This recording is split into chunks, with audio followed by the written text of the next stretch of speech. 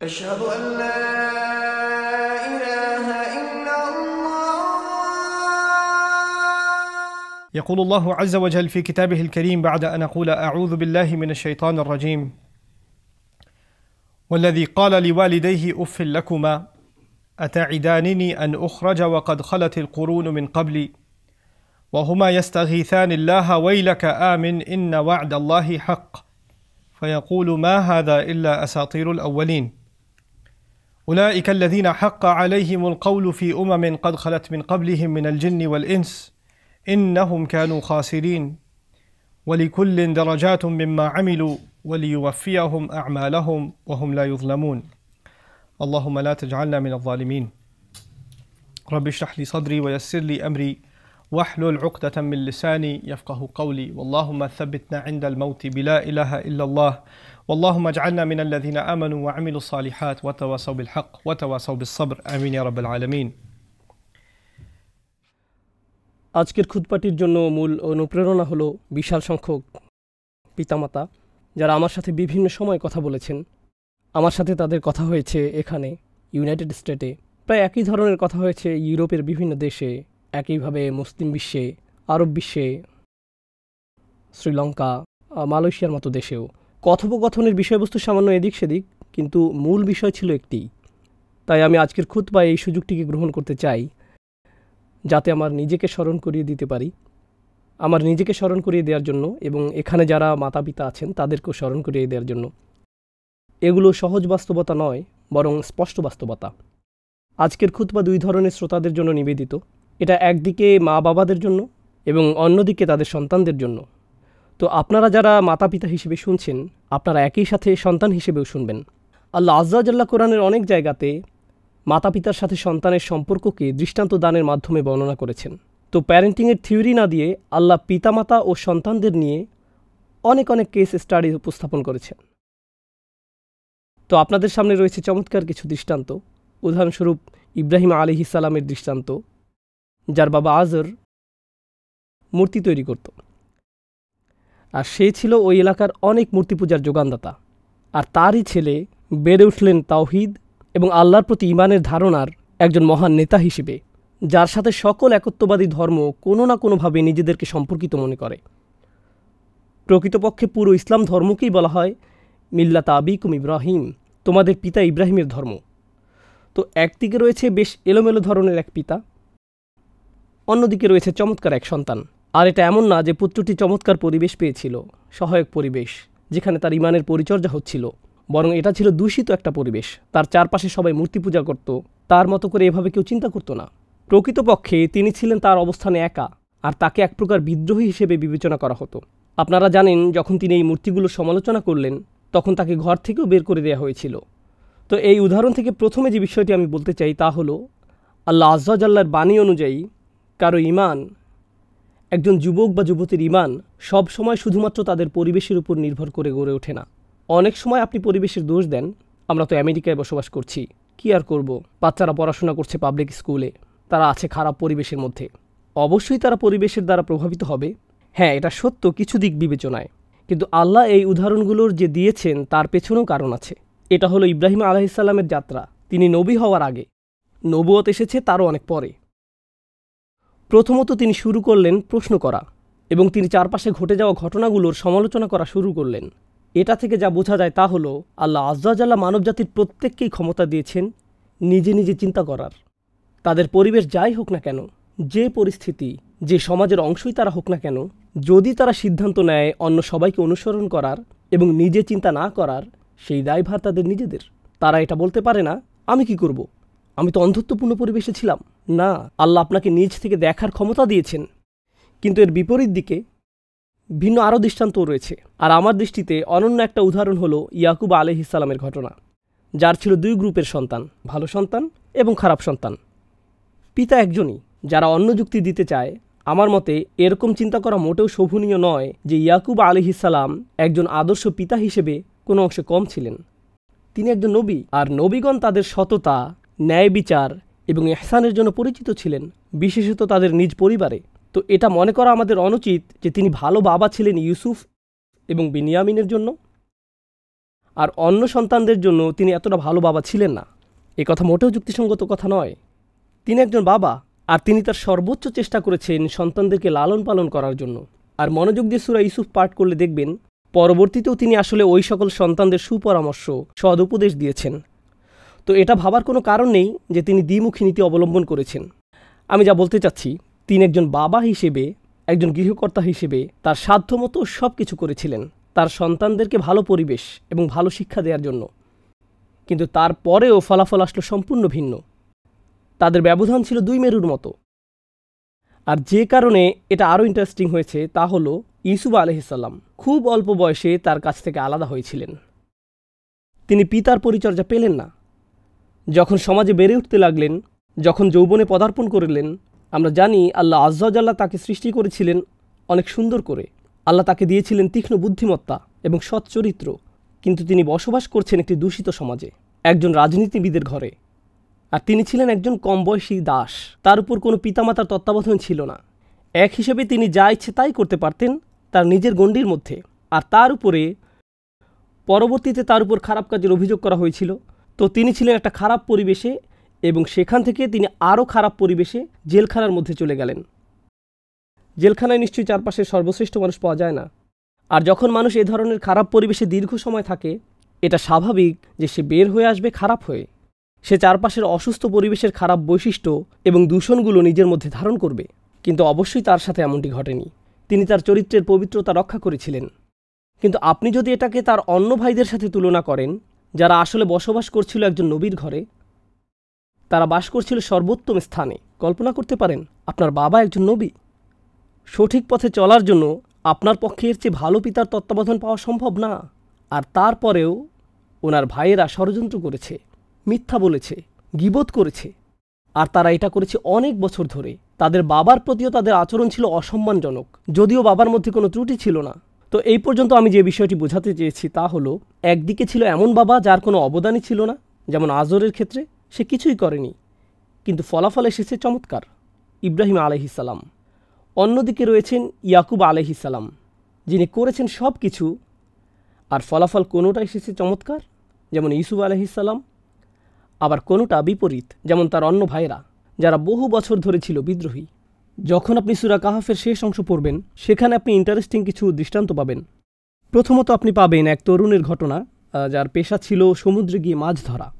কিন্তু সেই তরুণ যে সৎ পথে উপার্জন করত, তার ঘটনার পর, আর এই উভয় ঘটনাই কম বয়সী বাচ্চাদের নিয়ে। আরও 2টি ঘটনা এসেছে, আর এই উভয় ঘটনাই কম বয়সী বাচ্চাদের নিয়ে। একটি ছোট বালককে হত্যা করা হলো, আর পরবর্তীতে যে কারণ বর্ণনা করা হলো, এই শিশুটি যদি বড় হতো, তার বাবা মায়ের জন্য সে আতঙ্কের বিষয়ে পরিণত হতো। আর এটা ইন্টারেস্টিং যে তার বাবা মা সম্পর্কে যা বলা হয়েছে তা হলো আবাওয়াহু মুমিনাইন কান আবাওয়াহু মুমিনাইনি সালিহাইন। তার বাবা মা উভয়ই ছিল ধার্মিক, ভালো মুসলিম। তো তারা হলেন 2 জন ভালো বাবা মা, যারা সর্বাত্মক চেষ্টা দিয়ে শিশুটিকে লালন পালন করবেন, আর সে তাদের জন্য আতঙ্কের বিষয়ে পরিণত হবে। তো ইয়ানান ও কুফরান, কোরআনের বর্ণনা অনুযায়ী বিদ্রোহী এবং ঈমানহীনতা, সে ইসলাম ত্যাগ করবে এবং সে হবে চরম বিদ্রোহী তার পিতামাতার বিরুদ্ধে, যদিও তারা তাকে লালন পালন করতে কোনো ভুল করেননি। এর অন্য পাশে কয়েকটি এতিম শিশু, যাদের সম্পর্কে আমরা কিছুই জানি না। মূসা আলাইহিসসালামকে বলা হলো একটি দেয়াল নির্মাণ করতে। তার কোনো ধারণাই ছিল না কেন এটি নির্মাণ করছেন। অবশেষে যখন তাকে কারণ ব্যাখ্যা করা হলো, এর কারণ ছিল তাদের বাবা, যিনি ছিলেন একজন ভালো মানুষ। ওয়াকানা আবুহুমা সালিহা, তাদের বাবা ছিল ভালো মানুষ, যে কয়েকদিন আগে মারা গিয়েছে। এখন এই শিশুগুলো এতিম হয়ে গেল, তারা রাস্তায় লালিত পালিত হচ্ছিল। কিন্তু আল্লাহ আজ্জা ওয়া জাল্লা চাইলেন ভবিষ্যতে তারা ভালো জীবনযাপন করুক, তিনি তাদের ভবিষ্যৎ নিরাপদ করলেন। আমি যা বোঝাতে চাচ্ছি তা হলো, এই জীবনে আমাদের সন্তানদের বিষয়ে আমাদের মোটেই কোনো কন্ট্রোল নেই। আমাদের দায়িত্ব আছে, কিন্তু কন্ট্রোল নেই। আর আমাদেরকে এই 2টি জিনিসের পার্থক্য বুঝতে হবে। আমার বাবা মায়ের প্রতি আমার দায়িত্ব আছে, কিন্তু আমি আমার বাবা মাকে কন্ট্রোল করতে পারি না। আমার দায়িত্ব আছে আমার সন্তানদের জন্য একটা নির্দিষ্ট বয়স পর্যন্ত, যতদিন পর্যন্ত না তারা নিজেদের ব্যাপারে আল্লাহর কাছে জবাবদিহি করার বয়সে পৌঁছে। যখন তারা বালিগ হয়ে যায়, যখন আল্লাহর কাছে তারা প্রাপ্তবয়স্ক বিবেচিত হয়, এরপরে তারা যখন আল্লাহর সামনে বিচারের সম্মুখীন হবে, তখন আল্লাহ আপনাকে প্রথমে জিজ্ঞেস করবেন না, তিনি তাদেরকেই সরাসরি জিজ্ঞেস করবেন কারণ কুল্লুহুম আতিহি ইয়াউমাল কিয়ামাতি ফারদা, প্রত্যেকেই একাকী আল্লাহর সামনে দাঁড়াবে, একা একা, কেউ সাথে যাবে না। আর সন্তান লালন পালন করা অবস্থায় যখন তারা একটা নির্দিষ্ট অবস্থানে পৌঁছে, তাদের জন্য আমাদের ভালোবাসা শেষ হয়ে যায় না, তাদের জন্য আমাদের উদ্বেগ শেষ হয়ে যায় না, তাদের জন্য আমাদের দোয়া শেষ হয়ে যায় না, তারা ভালো জীবনযাপন করুক, আমাদের এই আকাঙ্ক্ষা শেষ হয়ে যায় না। কিন্তু আল্লাহ কি তাদের ভুলের জন্য আপনাকে ধরবেন? না, আপনার সর্বোচ্চ সামর্থ্য অনুযায়ী আপনি চেষ্টা করেছেন উপদেশ দিতে। এটা আল্লাহ রসুল সাল্লাল্লাহু আলাইহি ওয়াসাল্লামও বুঝতে পেরেছিলেন। এই মানুষটির গুণাবলী ছিল সকল দিক থেকে শ্রেষ্ঠ, সর্বশ্রেষ্ঠ স্বামী, সর্বশ্রেষ্ঠ নেতা, সর্বশ্রেষ্ঠ রসুল, সর্বশ্রেষ্ঠ পিতা। তিনি তার কন্যাকে কি বলেছিলেন? ইয়া ফাতিমাতু বিনতু মুহাম্মদ, ও মুহাম্মাদের কন্যা ফাতেমা, ইত্তাকিল্লাহ, আল্লাহকে ভয় করো, আল্লাহর ব্যাপারে সচেতন থাকো। ফা ইন্নী লা আমলিকু মিনাল্লাহি লাকি মিনাল্লাহি শাইআ, কোনো সন্দেহ নেই আল্লাহর সামনে তোমার জন্য কিছু করার মতো কোনো ক্ষমতা আমার থাকবে না। তোমার নিজেকেই আল্লাহর সামনে দাঁড়াতে হবে। তুমি আমার কন্যা, কিন্তু এটাও তোমার কোনো কাজে আসবে না। এমনকি এটাও যথেষ্ট না, তোমার নিজের বিষয় নিয়ে আল্লাহর সামনে তোমাকেই দাঁড়াতে হবে। এটা একটা গুরুত্বপূর্ণ শিক্ষা যা আমাদেরকে বুঝতে হবে। আমরা শুধুমাত্র আমাদের সন্তানদের পরিবেশ পরিবর্তন করেই আশা করতে পারি না যে তারা পারফেক্ট হয়ে যাবে। আমরা পরবর্তীতে তাদের প্রতি হতাশ হতে পারি না যখন তারা ভুল কোনো সিদ্ধান্ত নেয়, কারণ তাদের অনেকেই ভুল সিদ্ধান্ত নিবে। যেমন আমরা ভুল সিদ্ধান্ত নেই, আমরাও আমাদের পিতামাতাকে হতাশ করি, আমরাও আমাদের সব কাজকে কন্ট্রোল করতে পারি না, আমরাও তাদেরকে ঝামেলায় ফেলেছি। তো আল্লাহ কোরআনে যা করেছেন তা হলো তিনি ঘটনা তুলে ধরেছেন। আর প্রথমে আপনাদেরকে যে উদাহরণগুলো দিলাম তা হলো আমার এবং আপনার মনে রাখার জন্য যে আমাদের সন্তানেরা আমাদের জন্য শুধুমাত্র আমানত। কত ভালোভাবে আমরা তাদের লালন পালন করেছি, এইটুকুই। নূহ আলাইহিস সালামকে এটা প্রশ্ন করা হবে না যে কিভাবে তিনি তার ছেলেকে লালন পালন করেছেন। তার ছেলে যতটুকুই বিপদগামী হয়েছিল, তার ছেলে যতটুকুই বিদ্রোহী হয়েছিল, বাবা হিসেবে তিনি তার দায়িত্ব পালন করেছেন, তার সামর্থ্য মতো তিনি করেছেন। বাকিটা তার ছেলে এবং আল্লাহ আজ্জা ওয়াজাল্লার মধ্যে। কিন্তু এর অর্থ এই না যে আমরা আমাদের সন্তানদের ভালোবাসি না। এ বিষয়ে প্রচুর কথোপকথন হয়েছে, বিশেষত মায়েরা, কখনো কখনো বাবারাও দুঃখ যন্ত্রণা কান্নাসহ আসেন। তারা বলেন কিভাবে তারা সন্তান বড় করেছেন, তারা তাদেরকে কোরআন মুখস্থ করিয়েছেন, তারা তাদেরকে মাদ্রাসায় পাঠিয়েছেন, তারা তাদেরকে ইসলামিক স্কুলে পড়িয়েছেন, এক স্থান থেকে অন্য স্থানে গিয়েছেন, কখনো বেতনের কমতি মেনে নিয়েছেন, কখনো ব্যবসার ক্ষতি শিকার হয়েছেন, শুধুমাত্র সন্তানদেরকে ভালো মুসলিম পরিবেশ দেওয়ার জন্য, যাতে তারা ভালো পরিবেশ পায়। এরপর সব কিছু চমৎকারভাবে চলছিল। বাচ্চাটি সবাইকে সম্মান করত, ভালোবাসত, এত চমৎকার বাচ্চা। তারপর হঠাৎ করেই তারা যেন কি হয়ে গেল। এখন আর সে নামাজ পড়ে না, সে বাবা মার সাথে তর্ক করে, সে রাতে দেরি করে ঘরে ফিরে। আর আপনি যখন তাকে প্রশ্ন করেন, সে সহ্য করতে পারে না। আমি জানি না আমি কি করব, আমার বাচ্চার এই রূপ আমি নিজেই চিনছি না, আমি কোথায় যাব, আমি কি করব। আর বারে বারে বারে বারে এরকম ঘটে চলছে। শত শত হাজার লাখো পরিবারে সন্তানেরা নিয়ন্ত্রণের বাইরে গিয়ে বিদ্রোহ করছে। কিন্তু যেমনটি আমি বলেছি, এই খুতবাটি দুই ধরনের শ্রোতার জন্য, বাবা মা এবং তাদের সন্তানেরা। আমি আপনাদের সাথে এই বিষয়টি শেয়ার করতে চেয়েছি। ভালো বাবা মার দ্বারা লালিত সন্তানেরা বিদ্রোহী হয়ে যাচ্ছে, আর তারপর পুরোপুরি অন্য মানুষে পরিণত হয়ে যাচ্ছে। এরকম যে বাবা মার কাছে সন্তানকে মনে হচ্ছে অপরিচিত। আমি এমন ঘটনা দেখেছি যখন ছেলে তার মাকে আঘাত করেছে, শারীরিকভাবে আহত করেছে। আমি এমন ঘটনা দেখেছি যখন সন্তান বাবা মাকে হুমকি দিয়েছে, অভিশাপ দিয়েছে, বাবা মার কাছ থেকে চুরি করেছে, এ জাতীয় সব কিছু। কীভাবে এরকম হলো? কেউ এরকম বলে, আমি তোমাদেরকে কল করি না, কারণ আমি ইসলামে বিশ্বাস করি না, আমি নামাজ পড়ি না, আমি আর ধর্মে বিশ্বাস করি না। আর ওই সকল বাবা মায়েরা মারাত্মকভাবে ভেঙে পড়েন। একজন দুজন না, হাজার হাজার। আল্লাহ কিভাবে এই চিত্রটা তুলে ধরেছেন? অল্প কয়েকটি শব্দে।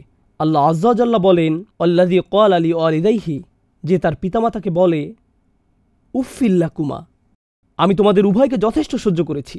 উফফিল্লাকুমা এর অনুবাদ আমি এরকম বলবো না, তোমাদের জন্য ধ্বংস।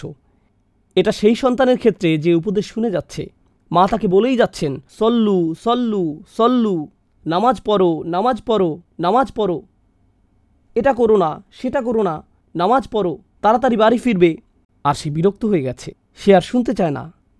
তাই সে বলল, এনাফ, চুপ করো এখনই। উফফিল্লাকুমা, তোমরা দুজনই বিরক্তিকর। আতাইদানানি আন উখরিজা, তোমরা বারবার অঙ্গীকার করছো যে আমি কবর থেকে আবার বের হয়ে আসব? অকদ খলাতিল কুরুনি মিন কবলি, কত মানুষ আগে মারা গেছে কিন্তু কেউ ফিরে আসেনি। জান্নাত জাহান্নামের এক ইচ্ছা বাদ দাও, আমাকে জীবন উপভোগ করতে দাও। আমি জীবন উপভোগ করতে চাই, আমি সুখী হতে চাই। তোমরা কেন বারে বারে আমাকে এগুলো বলছো? ওকে ফাইন, যদি আমাকে জাহান্নামে জ্বলতে হয় তাতে তোমাদের কি? এরপর জোরে দরজা বন্ধ করে চলে যায়। এই হলো চিত্র। এটা নতুন কিছু না, এরকম ঘটে আসছে হাজার হাজার বছর ধরে। আর পিতামাতারা কি করেন?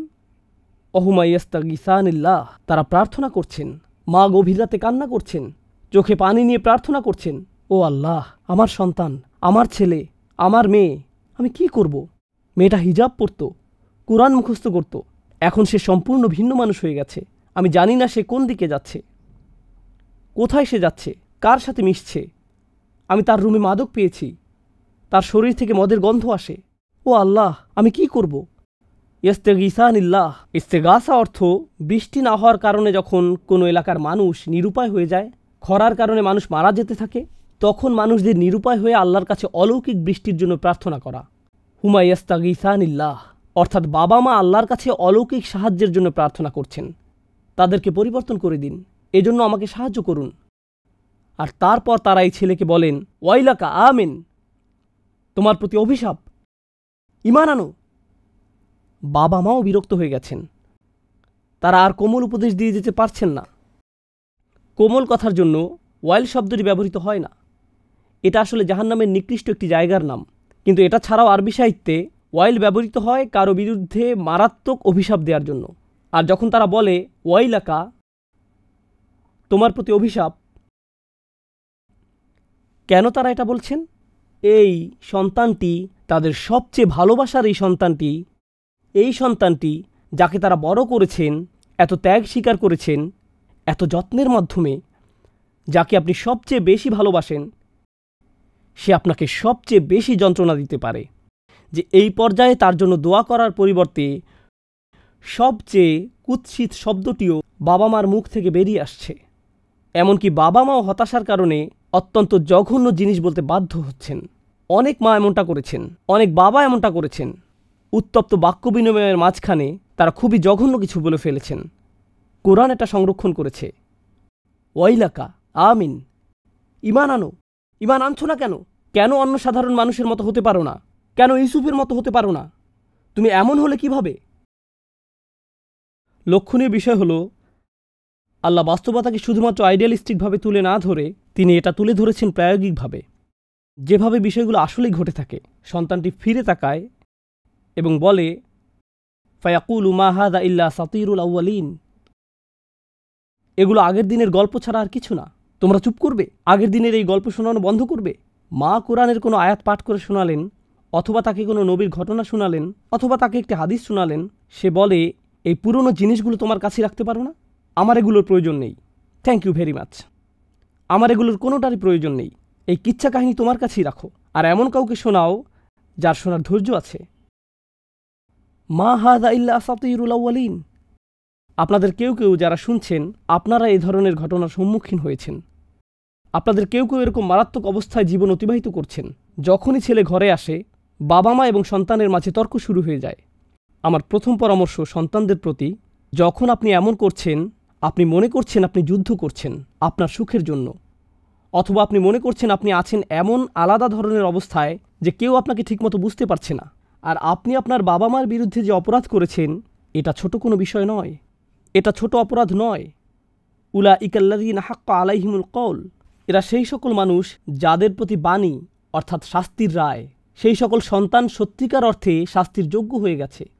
ফি উমামিন কদ খলাত মিন কবলিহিম মিনাল জিন্নি ওয়াল ইনস, একই ঘটনা ঘটে এসেছে মানুষ এবং জিনদের সকল জাতির ক্ষেত্রে।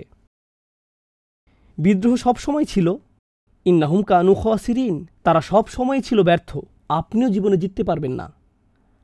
আপনি আপনার বাবা মাকে আঘাত করেছেন, তাদের বিরুদ্ধে বিদ্রোহ করেন, তাদেরকে ছেড়ে চলে যান, আপনি খেয়াল খুশি মতো যা ইচ্ছা করেন এটা ভেবে যে আমি জীবন উপভোগ করছি, আমাকে স্বাধীন থাকতে দাও। আপনি কখনোই সুখের নাগাল পাবেন না। আপনি সব সময় ব্যর্থ হবেন, কারণ যে কষ্ট আপনার বাবা মাকে আপনি দিয়েছেন, আপনার মনে সন্দেহ থাকতেই পারে, আপনার মনে এই প্রশ্ন থাকতেই পারে যে কেন আমরা এই ধর্ম পালন করছি। এতে কোনো সমস্যা নেই, কিন্তু আপনার বাবা মায়ের সাথে যে ব্যবহার আপনি করেছেন তা ছিল নির্দয়। তারা আপনাকে দিয়েছেন ভালোবাসা, আর প্রতিদানে আপনি যন্ত্রণা ছাড়া কিছুই দেননি। ইন্নাহুম কানু খাসিরিন, আপনি হয়তো হুবহু বর্ণিত উদাহরণের মতো না, তো আল্লাহ কি বলেন? ওয়ালিকুল্লি দারাজাতিম মিম্মা আমিলু, আর প্রত্যেকের প্রাপ্য রয়েছে তাদের কাজের অনুপাতে। অন্য কথায়, কোনো মানুষ অনেক বেশি বিদ্রোহী, কেউ কিছুটা বিদ্রোহী। কোনো মানুষ এখন আর নামাজ পড়ে না, কোনো মানুষ কিছু একটা হারাম কাজ করে, বিদ্রোহ করছে। কেউ সম্পূর্ণভাবে ইসলাম ত্যাগ করছে, আর এখন ইসলামকে অভিশাপ দিচ্ছে, কোরআনকে অভিশাপ দিচ্ছে। আপনার গুনাহের মাত্রা অনুযায়ী আল্লাহ আপনার সাথে ব্যবহার করবেন। তো যদিও আল্লাহ একটি চিত্র তুলে ধরেছেন যা হলো সবচেয়ে খারাপ উদাহরণ, এর অর্থ এই নয় যে সবার অবস্থা এই চিত্রের মতো। আল্লাহ নিজের স্বীকৃতি দিয়েছেন আর বলেছেন, ওয়ালিকুল্লি দারাজাতিম মিম্মা আমিলু ওয়ালিউফিয়াহুম আমালাহুম ওহুম লা ইউজলামুন, তাদেরকে পরিপূর্ণভাবে প্রতিদান দেওয়া হবে আর তাদের উপর কোনো জুলুম করা হবে না। এখন আমি মনোযোগ দিচ্ছি বাবা মাদের দিকে, যারা এই ধরনের ভোগান্তির মধ্য দিয়ে যাচ্ছেন। আল্লাহ আজ্জা ওয়া জাল্লা আমাদের সকল বাবা মাকে রক্ষা করুন এরকম কঠিন সময়ের মুখোমুখি হওয়া থেকে। কিন্তু প্রথমত, এটা এমন একটি বাস্তবতা যা নবীরাও এড়িয়ে যেতে পারেননি। নূহ আলাইহিস সালামকে এর সম্মুখীন হতে হয়েছিল, ইয়াকুব আলাইহিস সালামকেও এর সম্মুখীন হতে হয়েছিল, রাইট? ইব্রাহিম আলাইহিস সালামও এটা নিয়ে শঙ্কিত ছিলেন। যদিও তার সন্তানেরা ছিলেন অসাধারণ, তবুও তিনি এই বিষয়ে শঙ্কিত ছিলেন। তিনি এই ব্যাপারে দোয়া করেছিলেন, অজনুবনি ও বানিয়া আন্না আবুদাল আসনাম, আমাকে এবং আমার সন্তানদেরকে মূর্তি পূজা থেকে বিরত রাখুন। এটা ছিল ইব্রাহিম আলাইহিস সালামের দোয়া। তো এটা এমন না যে আমরা কখনোই এই উদ্বেগ থেকে মুক্ত হতে পারবো। কিন্তু আমি আপনাদেরকে একটু জিনিস বলবো, এই আয়াতটির মধ্যে একটা ইশারা আছে। যখন আপনার ছেলের বয়স 18, 19, 20, 25, 28 বা 30 হয়ে যায়, সে তখন প্রাপ্তবয়স্ক। হয়তো সে কম বয়সী, হয়তো খুবই অপরিপক্ক প্রাপ্তবয়স্ক, যে মারাত্মক ভুল করে ফেলতে পারে, কিন্তু তারপরেও সে একজন প্রাপ্তবয়স্ক। যখন সন্তান প্রাপ্তবয়স্ক হয়ে যায় আর তারা জীবনে ভুল করে ফেলে, তখন আপনার ভূমিকা কি হবে? আপনাকে এবং আমাকে মনে রাখতে হবে, রুফি আল কলম, আমলনামার কলম উঠিয়ে ফেলা হয়েছে। আমাদের কাজ ছিল তাদেরকে লালন পালন করা যতদিন না তারা প্রাপ্তবয়স্ক হয়ে যায়। যখন তারা প্রাপ্তবয়স্ক হয়ে যায়, তখন থেকে আল্লাহর সাথে তাদের জবাবদিহিতা সরাসরি। এই বয়সে যত বেশি আপনি তাকে কন্ট্রোল করতে চাইবেন, যত বেশি আপনি তাকে বলবেন কি করতে হবে, যত বেশি আপনি তাকে বলবেন যে তোমার বয়স 18, 20, 25 হয়েছে, নামাজ পড়ো, নামাজ পড়ো, নামাজ পড়ো, তত বেশি সে নামাজ থেকে দূরে সরে যাবে, তত বেশি সে বিরক্ত হবে। যখন তার সাথে আপনার দূরত্ব তৈরি হয়ে যাবে, সে আর আপনার সাথে কোনো কিছু করতে চাইবে না। সে আপনাকে দেখবে মা হিসেবে, যে তাকে ভালোবাসে। কিন্তু যখনই সে দেখবে যে আপনি মুখ খুলছেন, তখন বলবে, এই তো মা আবার নামাজ নিয়ে লেকচার শুরু করবে। মা আমাকে পুরনো আলোচনা শুনিয়ে দিবে, কিভাবে তওবা করতে হবে, অথবা কিভাবে আমার উচিত ওই মেয়েটির সাথে কথা বলা বন্ধ করা। ও গড, আমি আর বাসায় আসবো না, আমি বাইরে যাব, আমি আর সহ্য করতে চাই না। আর মায়েরা হয়তো বলবেন, আমি চেষ্টা করেছি দাওয়াতি কাজ করতে, আপনি কি করতে বলেন? আমার সন্তানকে ভালো কথা বলবো না, তাদেরকে ভালো করার চেষ্টা করব না? আসলে আপনি যেভাবে এটা করছেন, সেটা অবস্থাকে আরও খারাপ করছে। বুঝার চেষ্টা করুন। বিশেষত আপনার সন্তান যখন বড় হয়ে যায়, তখন তার সাথে আপনার দুই ধরনের সম্পর্ক থাকে। একটি হলো আধ্যাত্মিক সম্পর্ক, যার মাধ্যমে আপনি তাকে উপদেশ দেন, নসিহা, পরামর্শ, এটি হলো আধ্যাত্মিক সম্পর্ক। আরেকটি হলো ইমোশনাল সম্পর্ক।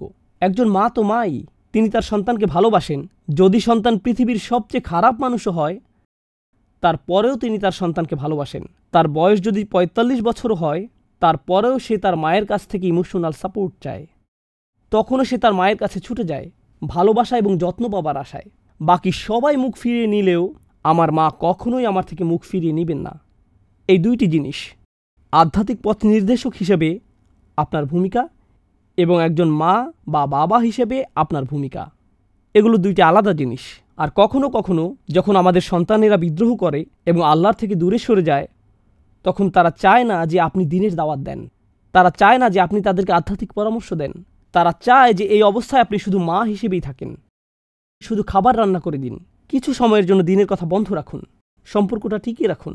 কারণ আপনি জানেন গত 10 বার আপনি যখন এই প্রসঙ্গ তুলেছেন, তখন কি ঘটেছিল। বাবাকে পরামর্শ দিন, তিনি যাতে রেগে না যান। ছেলে বাসায় আসে প্রতি মাসে একবার, আর এই সময়টুকুতে বাবা বলে দিলেন, এতদিন পর তোমার আসার সময় হলো। আর ছেলে বলল, এই জন্যই আমি আসি না, কারণ আপনি এভাবে কথা বলেন। আর সে আবারও বের হয়ে গেল। কি পেলেন আপনি? কি পেলেন? এই জন্যই আপনি বুঝতে পারবেন যখন ইয়াকুব আলাইহিসসালামের কাছে রক্তমিশ্রিত জামা নিয়ে আসা হলো, আর তিনি জানতেন যে তার সন্তানেরা মিথ্যা বলছে, তিনি এটা জানতেন। তিনি বুঝতে পেরেছিলেন যে এই মুহূর্তে আমি কিছুই করতে পারবো না। তো যে শব্দগুলো তার মুখ থেকে বের হয়ে গিয়েছিল, সেই শব্দগুলো চিরকাল অনুপ্রেরণা যোগাবে যাদের প্রাপ্তবয়স্ক সন্তান তাদের কন্ট্রোলের বাইরে চলে গেছে। فصبر جميل والله المستعان على ما تصفون। আমাকে এখন দেখাতে হবে সুন্দর ধৈর্য। প্রসঙ্গত কুৎসিত ধৈর্য বলেও একটা বিষয় আছে, কিন্তু তিনি দেখিয়েছিলেন সুন্দর ধৈর্য। তিনি মুখের হাসি ধরে রেখেছিলেন। কমপক্ষে সম্পর্কের ইমোশনাল দিকটি রক্ষা করে চলুন। কেমন আছো বাবা? ঠিকমতো খাওয়া দাওয়া করেছো তো? সব কিছু ঠিক আছে নাকি? দিনের প্রসঙ্গ আনবেন না, শুধু সম্পর্ক রক্ষা করে চলুন। কেন?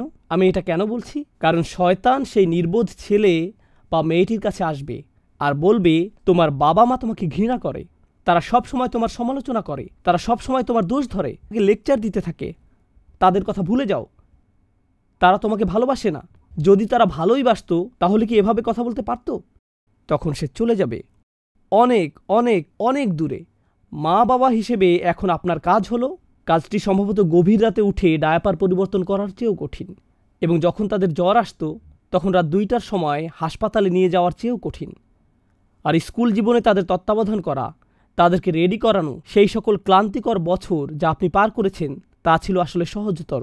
আপনাকে এখন যা করতে বলা হবে তা অনেক বেশি কঠিন, আর তা হলো সুন্দর ধৈর্যের দৃষ্টান্ত স্থাপন করা, আর তাদেরকে উপদেশ দেওয়ার জন্য আপনি ছাড়া আর অন্য কোনো উৎস খুঁজে বের করা। হতে পারে অন্য কোনো ব্যক্তির উচিত তাদের সাথে কথা বলা। প্রসঙ্গক্রমে একটা নির্দিষ্ট বয়সে আমাদের সন্তানেরা মনে হয় যেন এমনভাবে প্রোগ্রাম করা থাকে, আর আপনিও একসময় এমন ছিলাম।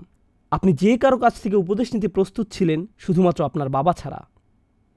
যদি এটা আপনার বাবার কাছ থেকে আসে, আপনি তখন বিরক্ত হয়ে যান। তিনি মুখ খোলারও আগে আপনার মা বললেন, এই ভিডিওটি দেখো, এই শাইখের আলোচনা শোনো, এটা শোনো। ও আল্লাহ, মা আবার শুরু করেছে। মানুষ আমার কাছে আসে, তারা আমাকে বলে, জানেন আমি আপনাকে ঘৃণা করি। আমি বলি, আমার অপরাধ কি? সমস্যা আপনার না। আমার মা সব সময় আমাকে আপনার ভিডিও দেখতে বলে। দয়া করে আপনার সন্তানকে আমার ভিডিও দেখতে বাধ্য করবেন না। আমি আপনাদের বলছি, আপনি তাদেরকে আরও দূরে ঠেলে দিচ্ছেন। এটা উপকারে আসছে না। ধর্ম জোর করে খাইয়ে দেওয়ার বিষয় না। শুধুই মা বাবা হয়ে থাকুন, শুধুই বাবা মা হয়ে থাকুন। তারা যতই বিদ্রোহী হোক, এই অবস্থায় তারা আপনার কাছ থেকে অন্য কিছু চায়। তো পরবর্তী কথাগুলোর মাধ্যমে খুতবা শেষ করছি। এমনকি সূরা লোকমানেও, যেটা হলো কোরআনে প্যারেন্টিংয়ের উপর সবচেয়ে দীর্ঘ অনুচ্ছেদ, কোরআনের অন্য কোনো জায়গায় এমন বড় আকারে প্যারেন্টিং বিষয়ক বর্ণনা আসেনি। যদিও এটাও খুব বড় না, কিন্তু এটি লোকমান আলাইহিস সালামকে নিয়ে। কিন্তু দেখুন কিভাবে আল্লাহ আযজা ওয়া জাল্লা এটাকে বর্ণনা করেছেন। ওয়া ইয ক্বালা লুকমানু লিইবনিহি ওয়া হুয়া ইয়াইযুহু, এই অংশটিতে কয়েকটি শর্ত এসেছে। যেই সঠিক মুহূর্তটিতে লোকমান তার ছেলেকে বললেন, যখন তিনি তাকে পরামর্শ দেওয়ার অবস্থায় ছিলেন। অন্য কথায়, লোকমান তার ছেলেকে একটার পর একটা লেকচার দিয়ে যাননি। তিনি সঠিক সময়, সঠিক সুযোগ বেছে নিয়েছিলেন। তিনি চিন্তা করে কৌশলগত সুযোগ বের করেছেন। ইয়া বুনাইয়া লা তুশরিক বিল্লাহ, ও আমার সন্তান, আল্লাহর সাথে কাউকে শরিক করো না। তিনি তার সন্তানের উদ্দেশ্যে প্রতিনিয়ত এই লেকচার ছুড়ে দেননি। এখানে আসলে একটি হালিয়া এসেছে, ওয়া হুয়া ইয়াইযুহু, যা ইঙ্গিত করছে যে তিনি ছিলেন খুবই সুকৌশলী। যদি সুযোগ এসে যায় তাহলে ভালো, যদি না আসে তাহলে সময় নিন, ধৈর্য ধরুন। এখানে যারা বাবা মা আছেন তারা ইতিমধ্যে জানেন, ইতিমধ্যে আপনি অনেক উত্তপ্ত তর্ক বিতর্ক প্রত্যক্ষ করেছেন, অথবা চিৎকার চেঁচামেচি করে সজোরে দরজা লাগিয়ে বাইরে চলে গেছে। আপনি ইতিমধ্যে জানেন যে আপনি যদি সেই কথাগুলো আবারও শুরু করেন, একইভাবে এটার সমাপ্তি ঘটবে। এই বিষয়ে বিচক্ষণ হন, একই ফাঁদে আবারও পড়বেন না। আমি কখনোই এরকম পিতা হতে চাই না যে বলবে ওয়াইলাকা আমিন। এমন অবস্থায় পৌঁছে গিয়ে যখন আমি ধৈর্য হারিয়ে ফেলব আর অভিশাপ দেওয়া শুরু করব। আর আমি কখনোই আমার সন্তানদের থেকেও এটা শুনতে চাই না যে এই ধর্ম আগের যুগের গল্প ছাড়া আর কিছুই না। আর তারা এটা এজন্য বলছে না যে তারা ধর্মের প্রতি ঈমান হারিয়েছে, তারা এটা বলছে কারণ তারা তাদের বাবা মার উপর বিরক্ত। এটা তাদের ধৈর্যের বাইরে চলে গেছে। এই উত্তাপ, এই সংঘর্ষকে কমিয়ে আনতে হবে। আল্লাহ আযজা ওয়া জাল্লা আমাদেরকে আরও বিচক্ষণ বাবা মা এবং আরও অনুগত সন্তান হওয়ার তৌফিক দান করুন। আল্লাহ আযজা ওয়া জাল্লা বাবা মা এবং সন্তান উভয়ের হৃদয়ে আল্লাহর দ্বীনের প্রতি কোমলতা দান করুন। আর আল্লাহ আযজা ওয়া জাল্লা সেই সকল পরিবারের ভোগান্তিকে সহজ করে দিন যারা সন্তান নিয়ে সমস্যায় আছে। আর আল্লাহ আযজা ওয়া জাল্লা তাদেরকে সেই অনুভূতি এবং হেদায়েত দান করুন যাতে তারা ফিরে আসতে পারে এবং তওবা করতে পারে। বারাকাল্লাহু লি ওয়া লাকুম ফিল কুরআনিল হাকিম ওয়া নাফা'নি ওয়া ইয়্যাকুম বিল আয়াতি ওয়াজ যিকরিল হাকিম। أشهد أن لا